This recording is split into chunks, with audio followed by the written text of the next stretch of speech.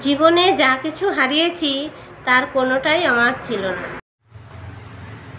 জীবন হলো জলের নৌকা, কখনো সুখের পাল তোলে, কখনো দুঃখের স্রোতে ভাসে। মাঝে মাঝে কষ্ট পাওয়া ভালো। কষ্ট মানুষকে একা বাঁচতে শেখায়, আবার জীবনে আপন মানুষগুলোকে চিনতে শেখায়।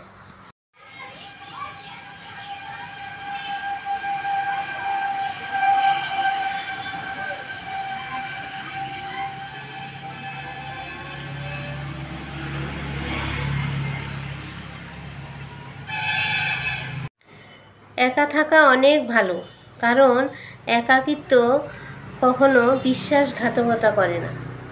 লোভীরা ভালোবাসে না, তারা হিসাব করে।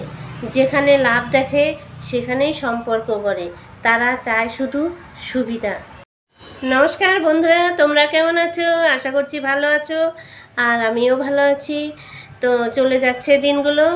তো এখন আমার কাছে রবিবার, শনিবার, শুক্রবার কোনো বার বলে কিছু নেই, সবই সমান। ঘরেই বসে থাকি, তো ওই সকাল হয় বা রাত্রে হয়, এটাই আমার কাছে সব সমান। তো সেই জন্য কি রান্না করব, কি খাবো, এইসব এখন আর চিন্তা ভাবনা করতে পারি না। যাই হোক, যা ভগবান জোটায় সেটাই আমি রান্নার ব্যবস্থা করি আর খাওয়া দাওয়া করি। তো চলো, সামান্য কিছু রান্নাবাড়ি হবে, ওইটাই আর কি তোমাদের সঙ্গে শেয়ার করব।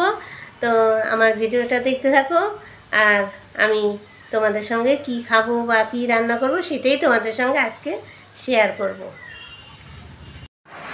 এই দেখো বন্ধুরা, এই যে রান্নাঘরে চলে আসছি। এই যে আমার রান্না হয়ে গেছে, ডাল, মুসুরির ডাল, উচ্ছে ভাজি আর আলু ভাজি। আজকে সকালবেলা এটাই রান্না করলাম। এখন ভাত খাবো, ভাত খেয়ে কিছু ওষুধ আছে, ওষুধ খাবো। তো চলো, এখন বেশি কিছু তো আর রান্না করতে পারি না, এইটাই আমি আমার মতো করে রান্না করলাম। তো চলো, সবার খাওয়া হয়ে গেছে, এখন আমি খাবো। তো আজকের মতো ভিডিওটা এখানেই রাখছি। তোমরা ভালো থেকো, সুস্থ থেকো, আর আমার সঙ্গে থেকো।